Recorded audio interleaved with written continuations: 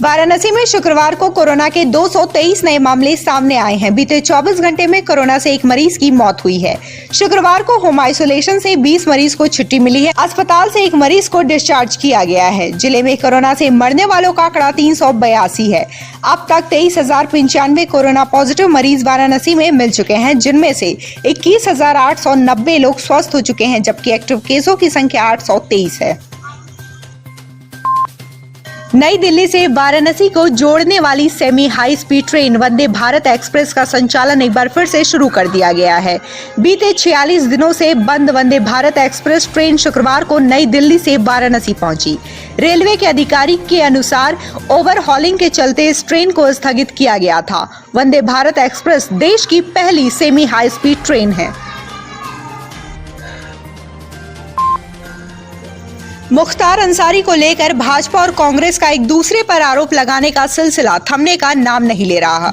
अब पूर्व विधायक अजय राय ने भाजपा पर आरोप लगाते हुए कहा कि भाजपा के लोग मुख्तार अंसारी को सपोर्ट कर रहे हैं। इसका उदाहरण उनकी पार्टी की प्रदेश पदाधिकारी अलका राय का मुख्तार अंसारी एम्बुलेंस कांड में प्रत्यक्ष रूप से नाम आना एक जीता जागता उदाहरण है। भाजपा के लोग सिर्फ कांग्रेस को बदनाम करना चाह रहे हैं। पूर्व विधायक अजय राय ने शुक्रवार को प्रेस कॉन्फ्रेंस करते हुए बीजेपी पर ये आरोप लगाए हैं। थाना सारनाथ क्षेत्र में गुरुवार को रेलवे ट्रैक पर एक अज्ञात शव मिला था, जिसकी शिनाख्त मनीष मिश्रा पुत्र विनोद मिश्रा निवासी नटोई रुपनपुर सारनाथ के रूप में हुई। मृतक के पिता की तहरीर पर थाना सारनाथ पुलिस ने 2 नामजद अभियुक्त पंकज सिंह तथा सौरभ पुंज व 2 अज्ञात के विरुद्ध मुकदमा दर्ज करते हुए छानबीन शुरू की। इसके बाद शुक्रवार को पुलिस ने दोनों नामजद अभियुक्तों को गिरफ्तार कर लिया।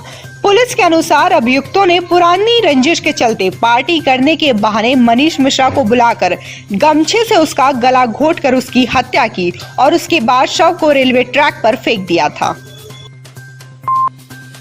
श्री काशी विश्वनाथ दरबार से गंगाधर को एकाकार करने के लिए बनाए जा रहे कॉरिडोर का बजट 30 से 35 करोड़ तक बढ़ने जा रहा है। गंगा छोर पर गेट, रैंप भवन, कैफेटेरिया और दोनों पर ही गंगा दर्शन गैलरी बनाने से खर्च बढ़ रहा है।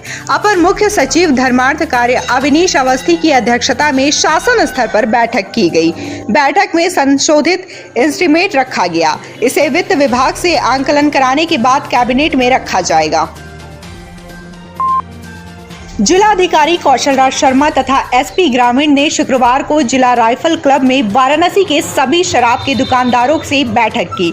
जिलाधिकारी ने सभी से अपील की है और कहा है कि आगामी 2-3 महीने पंचायत चुनाव तथा कोरोना की खतरनाक वापसी के कारण काफी चुनौतीपूर्ण हो गए हैं, जिसमें प्रशासन के साथ आपके सहयोग से शांतिपूर्ण वातावरण बनाया जा सकता है, जिससे आपके व्यवसाय को भी लाभ होगा और प्रशासन को सूचनाएं उपलब्ध कराने से शांतिपूर्ण माहौल में चुनाव और कोरोना दोनों का सामना सुचारू रूप से किया जा सकता है। जिलाधिकारी ने चेतावनी भी दी और कहा कि किसी भी दुकान से नकली शराब की बिक्री हुई तो उसके खिलाफ रसूखा के तहत कार्रवाई होगी। उत्तर प्रदेश की योगी आदित्यनाथ सरकार ने प्रदेश में बढ़ते कोरोना के संक्रमण को देखते हुए एक बड़ा फैसला लिया है। सरकार ने कक्षा 1 से 8 तक के सभी स्कूल 11 अप्रैल तक बंद करने के निर्देश जारी कर दिए हैं। इस निर्णय के बाद सभी सरकारी और निजी क्षेत्र के स्कूल 11 अप्रैल तक बंद रहेंगे। बाकी स्कूलों में कोविड प्रोटोकॉल का सख्ती के साथ पालन करवाने के निर्देश दिए गए हैं। बता दें कि इससे पहले सरकार ने 4 अप्रैल तक स्कूल बंद करने का आदेश दिया था। अब 4 अप्रैल तक बंद की अवधि को 11 अप्रैल तक बढ़ा दिया गया है। देश की राजनीतिक राजधानी नई दिल्ली से सांस्कृतिक राजधानी काशी को तेज गति से जोड़ने के लिए शुरू होने जा रही बुलेट ट्रेन प्रोजेक्ट की कवायद अब तेजी के साथ दिखती जा रही है। वाराणसी के मड़वाड़ी रेलवे स्टेशन और नई दिल्ली के बीच फर्राटा भरने जा रही बुलेट ट्रेन के लिए कुल 13 स्टेशन बनाए जाएंगे। इसका आखिरी स्टेशन मड़वाड़ी में बनेगा। बताया जा रहा है कि यह स्टेशन पूरी तरह वातानुकूलित होगा, जहां विश्व स्तरीय सुविधाएं यात्रियों के लिए मौजूद होंगी। 1,75,000 करोड़ के इस प्रोजेक्ट को पूरा होने में 9 साल लगेंगे। तृणमूल कांग्रेस की सांसद महुआ मोइत्रा ने ट्विटर पर प्रधानमंत्री नरेंद्र मोदी को चेतावनी दी है कि उन्हें अपने संसदीय क्षेत्र वाराणसी में किलेबंदी कर लेनी चाहिए, क्योंकि आगामी लोकसभा चुनाव में ममता बनर्जी उन्हें वहीं से टक्कर देंगी। महुआ मोइत्रा के इस ट्वीट के बाद सियासी गलियारों में घमासान मचा हुआ है। बीजेपी समर्थक जहां महुआ मोइत्रा को ट्रोल कर रहे हैं, तो वहीं अब मोइत्रा के बचाव में उनकी पार्टी तृणमूल कांग्रेस भी आ चुकी है। बता दें कि प्रधानमंत्री नरेंद्र मोदी ने गुरुवार को दावा किया है कि नंदीग्राम में ममता बनर्जी अब हार मान चुकी हैं। साथ ही उन्होंने पूछा कि क्या नंदीग्राम में अपनी हार सुनिश्चित देख ममता बनर्जी किसी और सुरक्षित सीट की तलाश कर रही हैं।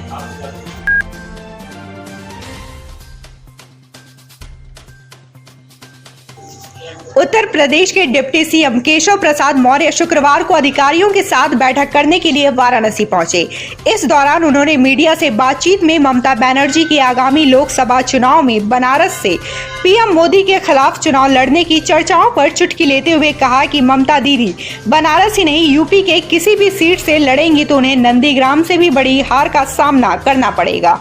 लगता है कि कल चुनाव में पराजय की बौखलाहट, अभी उनके बयान इस तरह के आते रहेंगे और वो अगर उत्तर प्रदेश से कहीं से भी चुनाव लड़ना चाहती हैं, देश के माननीय प्रधानमंत्री जी का संसदीय क्षेत्र है, बाबा विश्वनाथ जी की नगरी है और यहाँ नहीं, वो उत्तर प्रदेश के किसी भी सीट से लड़ेंगी तो शायद जितनी बड़ी पराजय उनकी नंदीग्राम से होने वाली है, उससे बहुत बड़ी पराजय उत्तर प्रदेश